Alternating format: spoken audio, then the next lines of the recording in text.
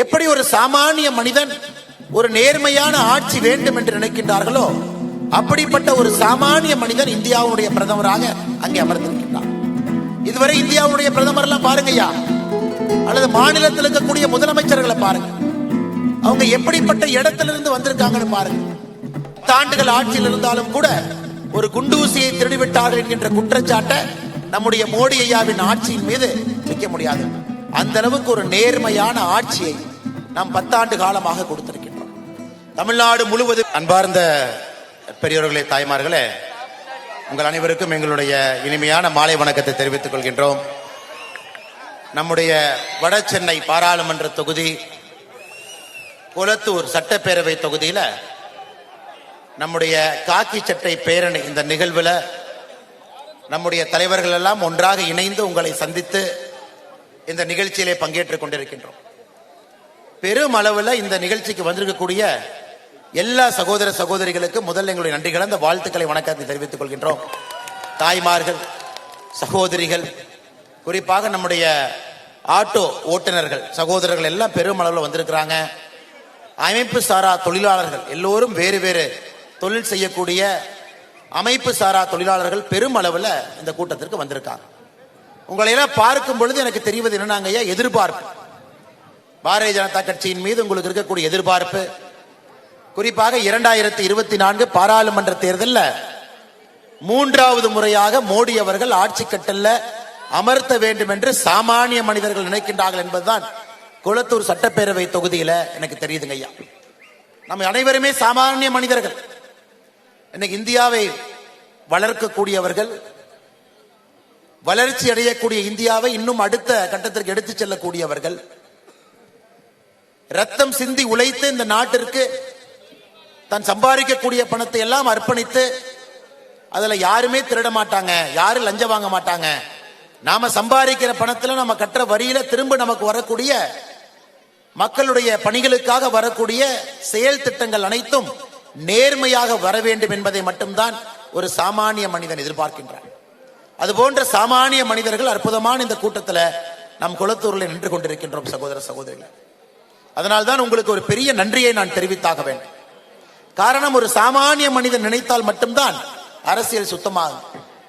ஏன்னா சாமானிய மனிதனுக்கு மட்டும்தான் அந்த லஞ்சத்தினுடைய வலியும் வேதனையும் தெரியும். கஷ்டப்பட்டு 100 ரூபாய் சம்பாதிச்சு அரசு கொடுத்து அதுல 50 ரூபாய் யாராச்சும் சாப்பிட்டுட்டு குண்டும் குழியுமா இருக்கக்கூடிய ரோடு, போட்ட ரோடு ஒரு மலைக்கே தாங்காது, ஒரு பாலம் போட்டாங்கன்னா ஒரு கனமழைக்கு தாங்காது.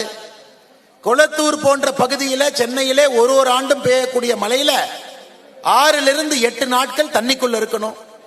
10 ஆண்டுகளாக நீங்கள் சம்பாதித்த சொத்து எல்லாம் ஒரே ஒரு கனமழைக்கு காணாமல் போகிறதெல்லாம் ஒரு சாமானிய மனிதன் சென்னையிலே பார்த்து கொண்டிருக்கின்றான் சகோதர சகோதரிகளை.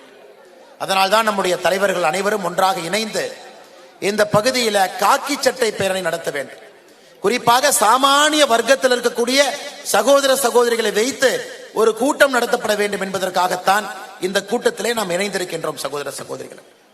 என்னைக்கு உங்களுக்கு தெரியும், எப்படி ஒரு சாமானிய மனிதன் ஒரு நேர்மையான ஆட்சி வேண்டும் என்று நினைக்கின்றார்களோ அப்படிப்பட்ட ஒரு சாமானிய மனிதன் இந்தியாவுடைய பிரதமராக அங்கே அமர்ந்திருக்கின்றார். இதுவரை இந்தியாவுடைய பிரதமர் எல்லாம் பாருங்கய்யா, அல்லது மாநிலத்தில் இருக்கக்கூடிய முதலமைச்சர்களை பாருங்க, அவங்க எப்படிப்பட்ட இடத்திலிருந்து வந்திருக்காங்கன்னு பாருங்க. ஒரு கர்ம வீரர் காமராஜர் ஐயாவே இன்னைக்கு கடவுளா பார்க்கிறோம். புரட்சி தலைவர் டாக்டர் எம்ஜிஆர் ஐயாவை கடவுளா பார்க்கிறோம். எதற்கு கடவுளாக பார்க்கின்றோம் என்றால், சாமானிய மனிதர்களை மையப்படுத்தி ஆட்சி இருந்தது. அவர்களுடைய ஆட்சி காலத்தில் மத்தியான உணவு திட்டம் கொண்டு வந்திருப்பாங்க, ஏழை மக்களுக்காக ஒரு திட்டத்தை கொண்டு வந்திருப்பார்கள். எந்தவித லஞ்சலாவண்யம் இல்லாம மாநில அரசு தன்னுடைய செயலை செய்திருக்கும். ஆனால் ஒரு சாமானிய மனிதன் எப்பொழுதெல்லாம் ஆட்சிக்கு வருகின்றார்களோ அப்ப இந்தியாவும் வளம் பெறும், ஒரு மாநிலமும் வளம் பெறும். அன்னைக்கு மோடி ஐயாவுடைய ஆட்சியில பார்த்து கொண்டிருக்கின்றோம். 10 ஆண்டுகள் சாட்சிங்க ஐயா. பொருளாதாரத்திலே முன்னேறி இருக்கின்றோம். 2014 மோடி அவர்கள் ஆட்சிக்கு வந்த பொழுது உலகத்தில் 11வது பெரிய பொருளாதார நாடாக நாம் இருந்தோம். இன்னைக்கு 10 ஆண்டுகள் கழித்து உலகத்தினுடைய 5வது பெரிய பொருளாதார நாடாக உயர்ந்திருக்கின்றோம். 6 படிக்கட்டுகள் உயர்ந்திருக்கோங்க ஐயா. சாதாரண முயற்சி, கடின உழைப்புல, ஒரு நேர்மையான ஆட்சியில, மக்களால் வரக்கூடிய வரி பணத்தை சரியான முறையில மக்கள் திட்டங்களாக கொண்டு வந்ததன் காரணமாக வளர்ச்சி இருக்குதுங்க ஐயா. 10 ஆண்டுகள் ஆட்சியில் இருந்தாலும் கூட ஒரு குண்டூசியை திருடிவிட்டார்கள் என்கின்ற குற்றச்சாட்டை நம்முடைய மோடி ஐயாவின் ஆட்சியின் மீது வைக்க முடியாது. அந்த அளவுக்கு ஒரு நேர்மையான ஆட்சியை நாம் 10 ஆண்டு காலமாக கொடுத்திருக்கின்றோம். தமிழ்நாடு முழுவதுமே நம்முடைய எண்மண் எண்மக்கள் யாத்திரையில மக்களை சந்தித்து வலம் வந்து கொண்டிருக்கின்றோம். ஜூலை 28ஆம் தேதி ராமேஸ்வரத்தில் ஆரம்பித்த இந்த பயணம் ஐயா, சென்னையில சில நாட்களுக்கு முன்பு 200வது தொகுதியாக நம்முடைய ஹார்பர் தொகுதிக்கு வந்து சேர்ந்தது. இன்னும் சில நாட்கள்ல 234 கடைசி தொகுதியாக நம்முடைய பல்லடத்தில் எண்மண் எண்மக்கள் யாத்திரை முடிவடைய போகுதுங்க ஐயா. 234 தொகுதிக்கு நாம் சென்றிருந்தாலும் நமக்கு மக்கள்கிட்ட பார்த்து பேசி கிடைத்திருக்கக்கூடிய உண்மை என்னன்னாங்க, தமிழகத்தில் மக்கள் ஒரு நேர்மையான அரசியலை எதிர்பார்க்கின்றார்கள். சாமானிய மனிதனை மையப்படுத்தி ஒரு ஆட்சி நடக்க வேண்டும் என்று எதிர்பார்க்கின்றார்கள். எந்த விதமான லஞ்சம் இல்லாம வரி பணத்தை முறையாக கஷ்டப்பட்டு இந்த நாட்டிற்காக மாநிலத்திற்காக என்ன வரி கட்டுறமோ அதிலே தரமான சாலை இருக்கணும், குண்டுகுழி இல்லாத சாலை இருக்கணும், மழை நீர் வந்தால் வடிந்து செல்ல வேண்டும். ஒரு ஆண்டும் ஆட்சியாளர்கள் பொய் சொல்லி 98% முடிச்சிட்டோம்.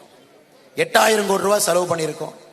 எந்த பிரச்சனை இருக்காதுன்னு சொல்லி ஒரு ஆண்டும் மழை தண்ணீரில் அவதிப்பட்டு வடிகால் சரியாக வேலை செய்யாம, அதுவும் வட சென்னை போன்ற பகுதியில் அடிப்படை வசதியான ஒரு குடிதண்ணீர் தட்டுப்பாடு. சுதந்திரம் கிடைத்து இத்தனை ஆண்டுகள் ஆகியும் முதலமைச்சர் அவருடைய தொகுதியாக இருந்தும் தொடர்ந்து திராவிட முன்னேற்ற கழகம் இங்கே எம்எல்ஏ எம்பி அவங்களே இருந்தும் கூட அடிப்படையில் ஒரு குடிநீருக்கு இன்னைக்கு வட சென்னை கஷ்டப்பட்டு இருக்கிறோங்க ஐயா. இதையெல்லாம் மாற்ற வேண்டும். இதெல்லாம் மாத்திரங்க ஐயா. இந்தியாவில் இருக்கக்கூடிய எல்லா தலைநகரத்தை பாருங்க, இந்தியாவில் இருக்கக்கூடிய எல்லா பெரிய ஊரை பாருங்க, டெல்லியை பாருங்க, நம்முடைய இந்தியாவுடைய தலைநகர். 7க்கு 7 பாராளுமன்ற தொகுதி பாரதிய ஜனதா கட்சியினுடைய எம்பி இருக்கிறாங்க. வளர்ச்சியை பாருங்க. பெங்களூரு பாருங்க ஐயா, 3க்கு 3 பாரதிய ஜனதா கட்சி. அதே போல மும்பையை பாருங்க. இந்தியாவில் இருக்கக்கூடிய பெரிய நகரங்கள் அனைத்தும் இன்னைக்கு மோடி ஐயாவுடைய வளர்ச்சி நமக்கு வேண்டும். ஒரு மாநகரமும் கூட அடிப்படை கட்டமைப்புகள் இருக்க வேண்டும். அந்த மாநகரத்தினுடைய வளர்ச்சி நன்றாக இருந்தால் சாமானிய மனிதனுக்கு எந்தவித பிரச்சனையும் இல்லாம இருக்கலாம். அப்படிங்கறத ஒரு பெரும் மாநகரமும் பாரதிய ஜனதா கட்சியின் பக்கம் வந்து கொண்டிருக்கிறது. ஆனா சென்னையை பாருங்க ஐயா, சென்னையை பாருங்க. தென் சென்னை எடுத்துக்கங்க. தென் சென்னையுடைய எம்பி யாருன்னு பாருங்க. தென் சென்னையினுடைய எம்பி யாருன்னு பாருங்க. அரசியல் குடும்பத்தில் பிறந்து குடும்ப கோட்டால எம்பியாக இருந்து சாமானிய மனிதர்களுக்கு என்ன பிரச்சனை இருக்கு, மத்திய அரசுடைய திட்டங்களை முழுமையா கொண்டு போய் சேர்க்கலாமா, அதை பத்தி எந்த அக்கறையும் இல்லாத தமிழச்சி தங்கபாண்டியன் அவர்கள். அவருடைய சகோதரர் தமிழகத்தினுடைய நிதி அமைச்சரா இருக்கிறாங்க. அவர் சொந்த சகோதரர். அவங்க அப்பா இதற்கு முன்பு அரசியல்ல தங்கபாண்டியன் அவர்கள் எம்எல்ஏ அமைச்சரா அவங்க இருந்தாங்க. இவங்க தென் சென்னை எம்பி. மத்திய சென்னை கேட்கவே வேண்டாம், தயாநிதி மாறன் அவர்கள் எம்பியா இருக்கிறாங்க. முரசொலி மாறன் அவருடைய பையன். உங்க தொகுதியினுடைய எம்பி ஆற்காட்டு வீராசாமி அவருடைய மகன் கலாநிதி வீராசாமி அவர்கள் உங்க தொகுதியினுடைய எம்பி. இவங்க 3 பேர்த்துக்கு நான் தெரியாம கேட்கிறேங்க அம்மா, பெரியவர்கள் தாய்மார்கள் இங்க வந்திருக்கிறீங்க. இந்த 3 பேருக்கும் ஒரு சாமானிய மனிதர்களுடைய வலி என்னன்னு தெரியுங்களா? ஒரு சாதாரண மனிதன் எப்படி கஷ்டப்படுறான்னு தெரியுங்களா? அவங்க வீட்டுக்குள்ள மழை தண்ணி வந்திருக்கா?